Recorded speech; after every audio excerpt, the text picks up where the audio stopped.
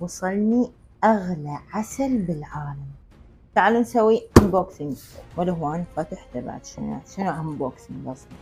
قبل لا أشوفكم محتويات البوكس خلي أقول لكم إنه بي شرط جزائي 5 مليون دينار إذا ما طلع العسل أصلا.